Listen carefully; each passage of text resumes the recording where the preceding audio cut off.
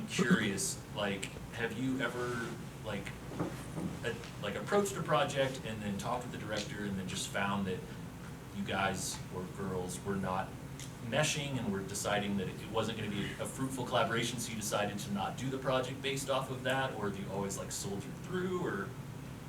Generally speaking, I'll try to assess that in the interview process. Yeah. You know, there was this cool movie, I think it was called House of Dogs or something. It was like a kids movie in which these two kids show up and it's like an old house with all these Hotel for Dogs? Hotel for Dogs, thank you very much. Yeah, and a cool director and stuff like that. And I remember it was like between me and another director, and I mentioned this, but yeah.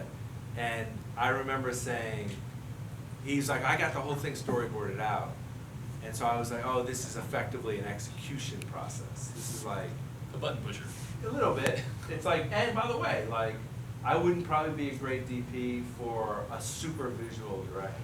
Maybe I would be, but I always feel like, you know, a Ridley Scott that's gonna place every camera on set, Yeah. maybe it would work out as well as like a writer-director who is gonna be focused mostly on the actors, and I can help guide the placement of the cameras and determine, based on the scene, rehearsal, kind of what components we need to make the scene work. That's more of my skill set that I think so I've maybe gravitated towards those directors and gravitated towards those projects as opposed to Janusz, who's like one of the best cameramen, you know, around. Yeah. But there's also an operating cameraman, you know, Scott Sakamoto, who's like has been with, and Mitch Dubin, I think those two are the operators, who've been with Spielberg forever. And Spielberg is a master and will walk in and go, we're gonna do this shot, and then the next shot's gonna be this shot.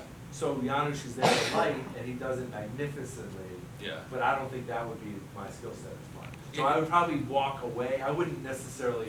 I would still take Spielberg to be called. Yeah. I'm sorry, Spielberg, I can't work with you. I don't think it would be a great Ridley fit. Scott. Yeah, exactly. Like, but it's a question, right? Yeah. So I would have to find a way to see how that would work, right? There's a interview book with Darius Kahanji, and he talks about, which is one of the most interesting things, is he talks about how he kind of tailors based off of the director, because he's worked with Jean-Pierre Jeunet and then you've got David Fincher, who are those militant. Fincher is a guy who can do everybody's job. Yeah, Ridley Scott's another one. Like James Cameron can do everybody's job. Yeah. Better than they can do it. So he Right? talks about how I would still take James. Yeah, you Cameron. should. But he talks about how for those he just handles lighting, and then That's but exactly there's right. other directors then where he has a lot more say and in the visual aspect, and he can actually do that. And he actually loves that, and I mean, good on him, because I'm like you. I think that